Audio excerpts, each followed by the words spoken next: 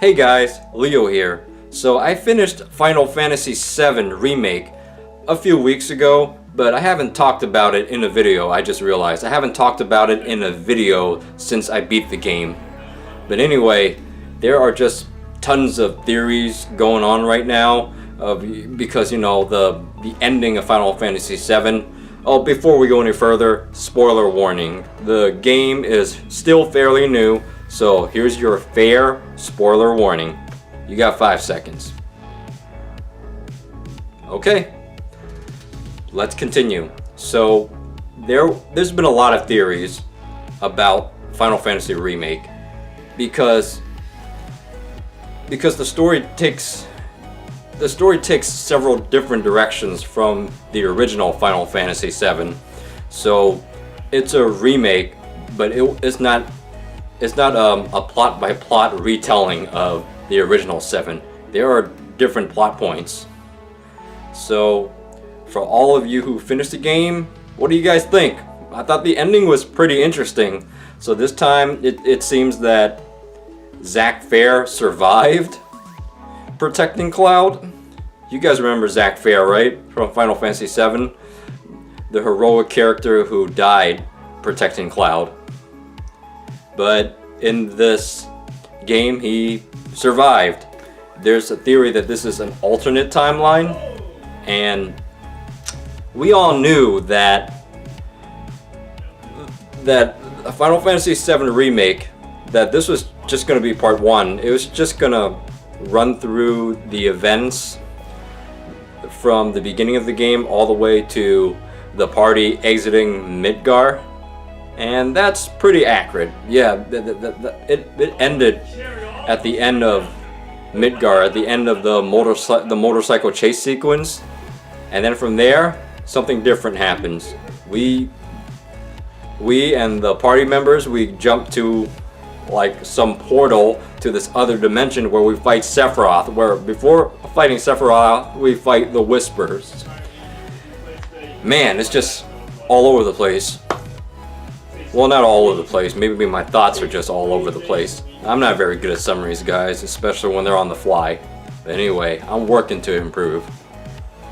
So the Whispers, it looks like they're basically the agents of fate. Have you guys seen The Flash? They're kind of like the Time Wraith in The Flash. You know, the Time Wraith, they always are there to keep speedsters in check.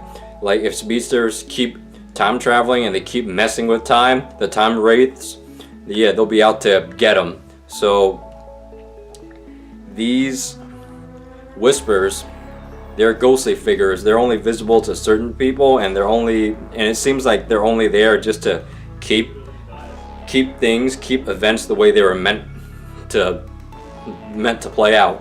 Like when Barrett got stabbed, I was shocked. I was definitely shocked. But then after that, we find out Barrett doesn't die because the Whispers save him. The agents of fate saved him because he was not fated to die. For those people who know Final Fantasy VII the original, yes, Barrett survived. So it looks like the Whispers saved him. However, when they went to the alternate dimension to battle like the king of the Whispers and won, it looks like now they beat Fate. So Fate doesn't have their hands on Cloud and his party anymore. So when part 2 of Final Fantasy Remake comes out, anything's fair game now. We can't just say, oh, we know the original 7, do we know how events are going to play out? No, it is not like that at all. That's why a lot of people are having theories that Final Fantasy VII Remake is a sequel to Final Fantasy VII, a sequel to Advent Children even. That somehow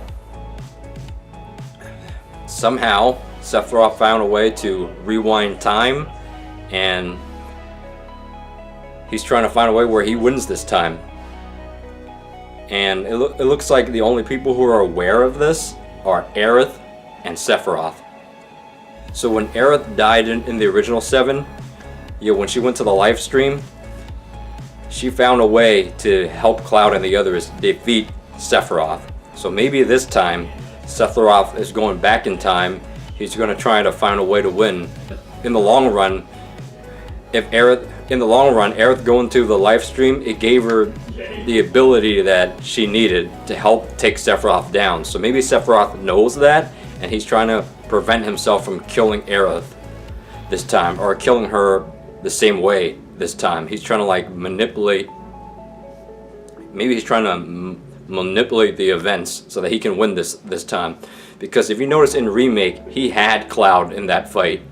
Yeah, he disarmed Cloud, and he could have ended the fight right there, but he didn't. So it gets us curious, doesn't it?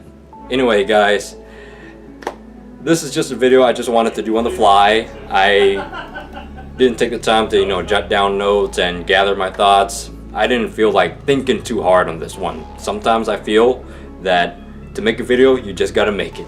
But anyway,